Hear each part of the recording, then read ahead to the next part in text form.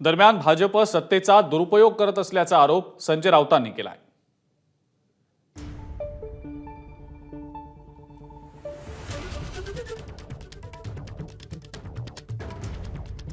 गणपत गायकवाड जेलमधून येऊ शकतात, पण अनिल देशमुख होते तुरुंगात, त्यांना मतदानासाठी कोणी येऊ दिलं नाही किंवा नवाब मलिकना येऊ दिलं नाही, पण गणपत गायकवाड येऊ शकतात।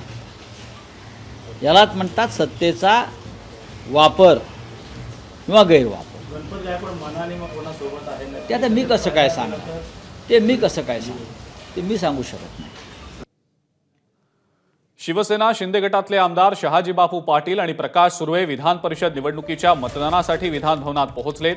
आजारी असल्यानं शहाजी बापू पाटील मतदानाला येणार की नाही त्याबाबत साशंकता होती, तर प्रकाश सुर्वे यांचा पाय फ्रॅक्चर असल्यानं ते देखील मतदानाला हजर राहतील की नाही अशी शंका होती। परंतु निवडणुकीमध्ये कोणताही दगाफटका होऊ नये यासाठी मुख्यमंत्री एकनाथ शिंदे यांच्या आदेशाचं पालन करत दोन्ही आमदार विधान भवनात मतदानासाठी दाखल झाले। पाहतो आहोत आपण ही दोन दृश्य। आजारी असून सुद्धा शहाजी बापू पाटील मतदानासाठी विधान भवनात पोहोचलेले होते, तर प्रकाश सुर्वे यांचा उजवा पाय फ्रॅक्चर झालेला आहे, मात्र तरी सुद्धा व्हीलचेअरवरनं प्रकाश सुर्वे मतदान करण्यासाठी हे विधान भवनात दाखल झाल्याची दृश्य आपण पाहतो आहोत।